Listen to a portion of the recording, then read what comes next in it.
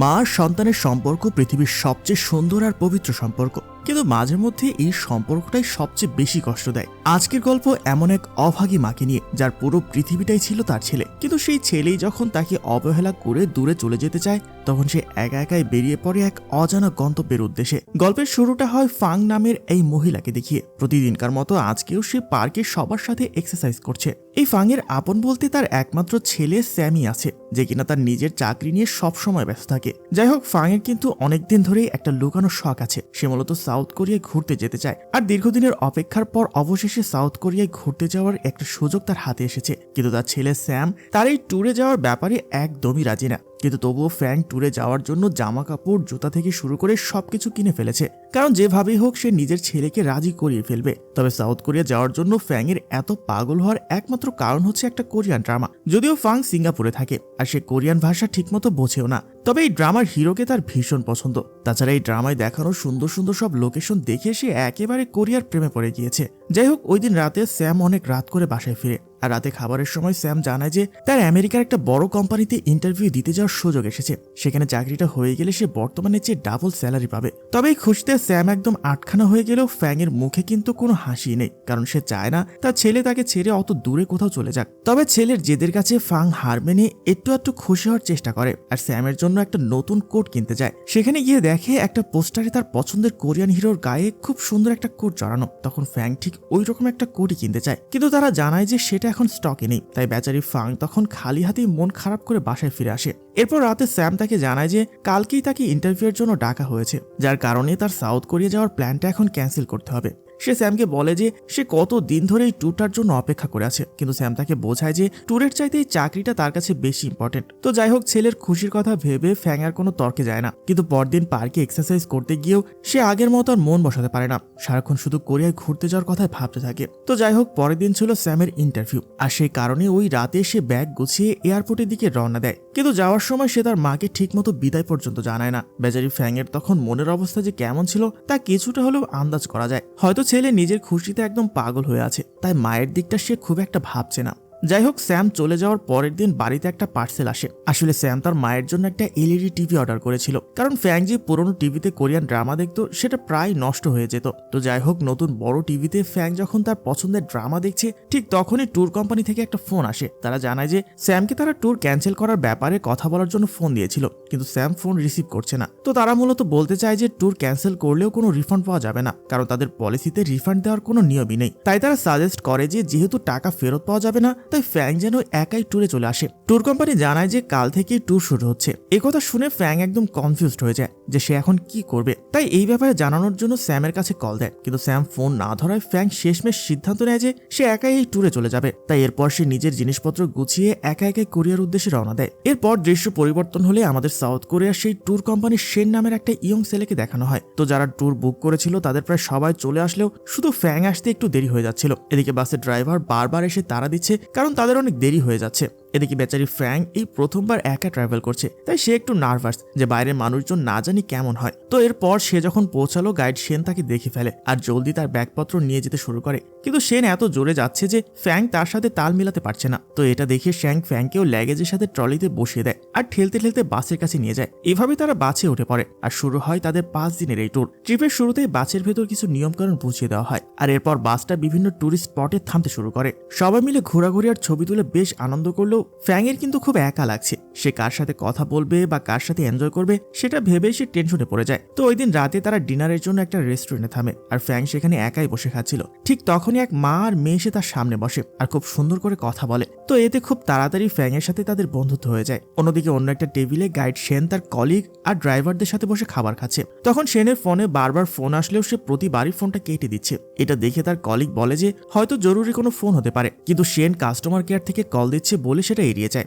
ওদিকে ওই মা আর মেয়ে ফ্যাংকে বলে যে আপনি তো অনেক সাহসী যে একা একা ঘুরতে চলে এসেছেন। এরপর তারা স্যামের কথা জিজ্ঞেস করলে ফ্যাং বলে যে তার ছেলে অনেক বিজি থাকে আর সে এখন ইন্টারভিউ দিতে আমেরিকা গেছে। এরপর তারা স্যামের বিয়ের কথা তুললে ফ্যাং মন খারাপ করে বলে যে বিয়ের কথা তো অনেক দূরে, সে তার মায়ের সাথে কোনো কথা পর্যন্ত শেয়ার করে না, আর মনে হয় যেন তারা একই বাড়িতে থেকেও আলাদা দুইটা দ্বীপে থাকে। তো যাই হোক, এইভাবে কথা বলতে বলতে ফ্যাং নিজের সব দুঃখ তাদের সাথে শেয়ার করে আর মনের কষ্টে প্রচুর ড্রিঙ্কস করে ফেলে। অবস্থা এমন হয় যে সে ঠিকমতো হাঁটতেও পারছে পারছে না। তো এরপর গাইড সেন তাকে কোনো মতে ধরে নিয়ে বাসে বসিয়ে দেয়। এরপর বাসটা একটা অ্যাপার্টমেন্টের সামনে গিয়ে থামে। আসলে সেখানে সেনের বউয়ের বাসা। সেনের একটা কিউটি মেয়েও আছে, আর তার জন্য সেন একটা গিফটও এনেছিল। কিন্তু তার শাশুড়ি দরজা খুলে তাকে অনেক আজে বাজে কথা শুনিয়ে দেয় আর বলে তার মেয়ে সেনের হাত থেকে বাঁচতে এখানে এসেছে। তো যাই হোক, এরপর শাশুড়ি সেনের গিফটটা তার মুখের উপর ছুঁড়ে মেরে দরজা বন্ধ করে দেয়। বেচারা সেন নিজের বউ বাচ্চাকে একটু দেখার জন্য অনেক ছটফট করলেও কিছুই করার ছিল না। তাই সে ওই গিফটটা ওই অ্যাপার্টমেন্টের সিকিউরিটির কেভিনের কাছে দিয়ে চলে আসে। ঠিক তখনই ফ্যাং এর কাছে তার ছেলে স্যামের ফোন আসে,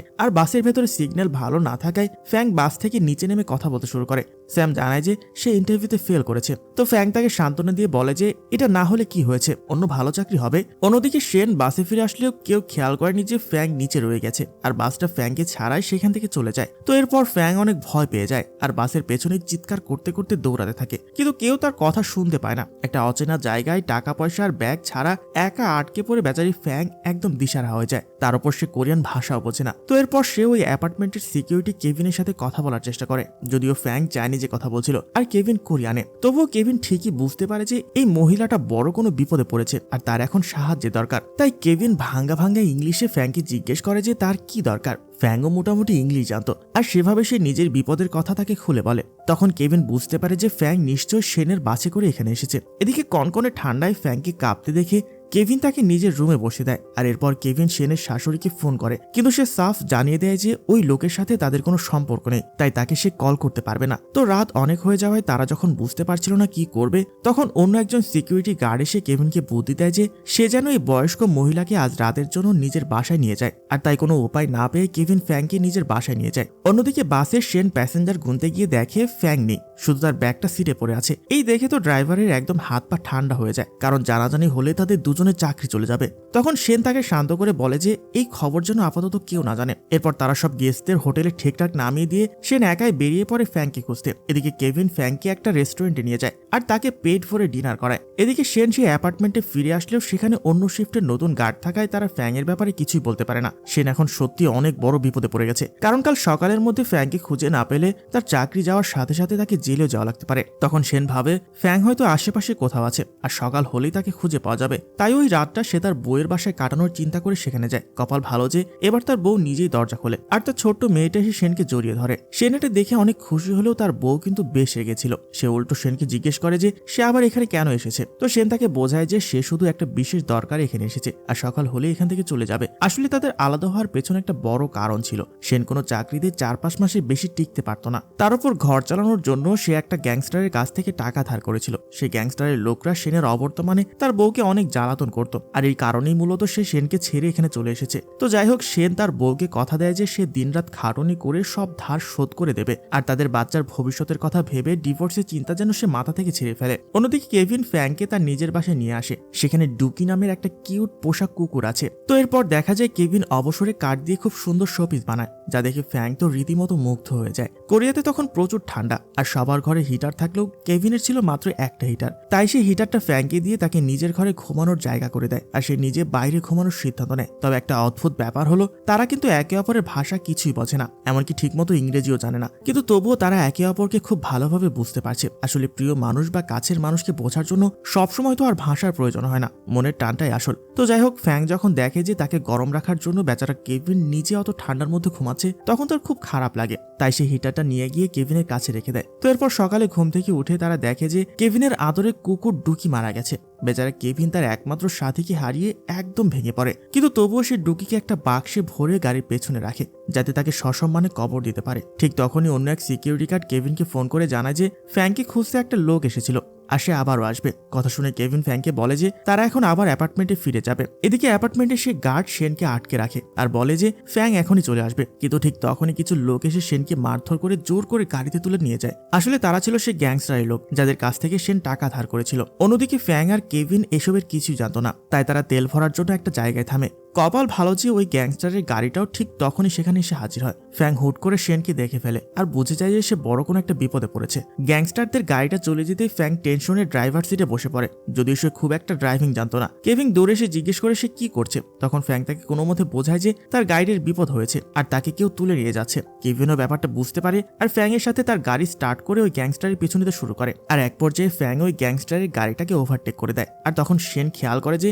ফ্যাং এখানে তাকে বাঁচাতে এসেছে। তখন ফ্যাং তার গাড়ি দিয়ে ওদের গাড়িতে ধাক্কা মারলে তারা হঠাৎ ব্রেক কষে, আর এই সুযোগে শেন তাদের মারধর করে পালানোর চেষ্টা করে, কিন্তু তারা শেনকে আবারও ধরে ফেলে। ফ্যাং বুদ্ধি খাটিয়ে গাড়িটা রিভার্সে চালানো শুরু করে, আর এটা দেখে গ্যাংস্টাররা ভয়ে এদিক ওদিক পালাতে থাকে। আর এই ফাঁকে শেন জলদি করে ফ্যাং এর গাড়িতে উঠে পড়লে তারা সেখান থেকে যান বাঁচিয়ে পালিয়ে আসে। তো এর পরের দৃশ্যে দেখা যায় তারা একটা রেস্টুরেন্টে বসে আরাম করে খাবার খাচ্ছে। ফ্যাং তখন শেনকে জিজ্ঞেস করে যে সে কেন ওই অ্যাপার্টমেন্টের সামনে বাস থামিয়েছিল। তখন শেন তার সব কথা ফ্যাংকে খুলে বলে, আর জানায় যে সে মূলত তার মেয়েকে একবার দেখার জন্য সেখানে গিয়েছিল। তো এরপর তারা তিনজন মিলে গাড়িতে করে হোটেলের দিকে রওনা দেয়, আর যাওয়ার পথে তারা ডুকিকেও সুন্দর করে কবর দিয়ে দেয়। গাড়িতে যাওয়ার সময় শেন ফ্যাং এর কথা জানতে চাইলে ফ্যাং খুব মন খারাপ করে বলে যে সে তার ছেলেকে নিজের জীবনের চেয়ে বেশি ভালোবাসে, কিন্তু তার ছেলে তাকে একদমই পাত্তা দেয় না। স্যামের কাছে তার কাজটাই যেন সবকিছু। তবে তারা যখন কথা বলছিল ঠিক তখনই হঠাৎ করে আকাশ থেকে বরফ পড়া শুরু করে, আর এটা দেখে ফ্যাং ছোট বাচ্চার মতো খুশিতে একদম আটখানা হয়ে যায়। আসলে কোরিয়ান ড্রামায় সে এমন অনেক সিন দেখেছে, আর এখন বাস্তবে সেটা চোখের সামনে দেখে সে নিজেকে আর সামলাতে পারে না। তো যাই হোক, শেষমেশ তারা সেই হোটেলে পৌঁছে যায়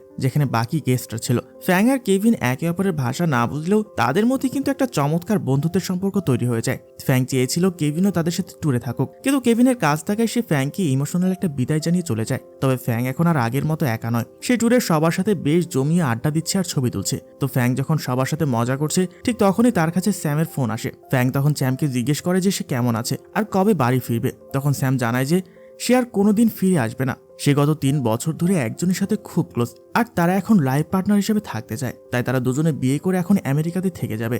এসব শুনে ফ্যাং একদম স্তব্ধ হয়ে যায়। তবে ছেলের খুশির কথা ভেবে সে মুখে কিছুই বলতে পারে না ঠিকই, কিন্তু কলটা কেটে যাওয়ার পর সে ভীষণ ভেঙে পড়ে। স্যাম হয়তো তার মায়ের সাথে খুব একটা কথা বলতো না, কিন্তু তাও তো সে চোখের সামনে বাড়িতে ছিল। কিন্তু এখন আর সে কোনোদিন ফিরবে না জেনে ফ্যাং যেন পুরোপুরি একা হয়ে পড়ে। তো এরপর বাসে ফেরার সময় টিভিতে ফ্যাং এর সেই পছন্দের কোরিয়ান ড্রামাটা চলতে থাকে। ড্রামায় দেখা যায় হিরো অনেক খোঁজাখুঁজির পর তার হারানো মাকে ফিরে পেয়েছে। ফ্যাং নিজেকে ওই মায়ের জায়গায় কল্পনা করে আর ভাবে এই হিরোই যেন তার ছেলে স্যাম, যে কিনা শেষমেশ তার মায়ের কাছে ফিরে এসেছে। এসব ভাবতে ভাবতে ফ্যাং অনেক ইমোশনাল হয়ে পড়ে, আর এইভাবে ফ্যাং এর এই ট্যুরটা শেষ হয়, যে ট্যুরে সে একদম একা এসেছিল। যাওয়ার সময় দেখা যায় সে এখন অনেক বন্ধু বানিয়ে ফেলেছে। তো সবার কাছ থেকে বিদায় নিয়ে ফ্যাং যখন চলে যাচ্ছিল ঠিক তখনই পেছন থেকে শেন তাকে ডাক দেয়। শেন তাকে জানায় যে ফ্যাংকে মাঝপথে ফেলে রেখে যাওয়ায় কোম্পানি তাকে চাকরি থেকে বের করে দিয়েছে। তবে শেন এতে একদমই অখুশি নয়, কারণ সে অলরেডি অন্য একটা চাকরি পেয়ে গেছে। আর সবচেয়ে বড় কথা হলো সে তার বউ বাচ্চার কাছে ফিরে আসতে পেরেছে। শেন তার মেয়ের সাথেও ফ্যাং এর পরিচয় করে দেয়। শেনকে তার পরিবারের সাথে হাসি খুশি দেখে ফ্যাং অনেক শান্তি পায়। তার মনে হয়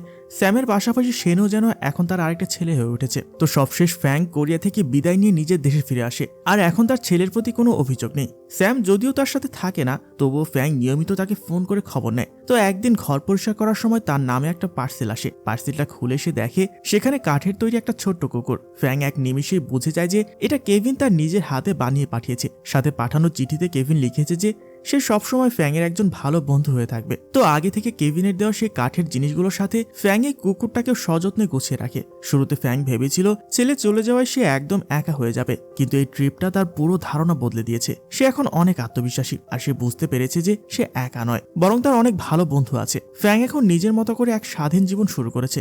যে ফ্যাং আগে গাড়ি চালাতে ভয় পেত, সে এখন দুর্দান্ত ড্রাইভ করতে পারে, এমনকি অন্যদের ড্রাইভিংও শেখাচ্ছে। তো ফ্যাং এর এক সুন্দর ও আত্মবিশ্বাসী জীবনের গল্প দিয়ে এই মুভিটা শেষ হয়ে যায়। আসলে কিছু গল্প আমাদের মনকে শান্তি দেয়, এই মুভিটাও ঠিক তেমনই। কোনো মারপিট, রোমান্স কিংবা থ্রিল না থাকলেও মুভিতে ছিল একা বেঁচে থাকার এক চমৎকার অনুপ্রেরণা। মুভিটা আপনাকে শেখাবে একাকিত্বে মন খারাপ না করে বরং ওই একাকিত্বটা উপভোগ করা উচিত। তো মুভিটা আপনাদের কাছে কেমন লেগেছে তা অবশ্যই কমেন্টে জানাবেন। দেখা হবে পরের ভিডিওতে। ততক্ষণ পর্যন্ত সবাই ভালো থাকবেন। আল্লাহ হাফেজ।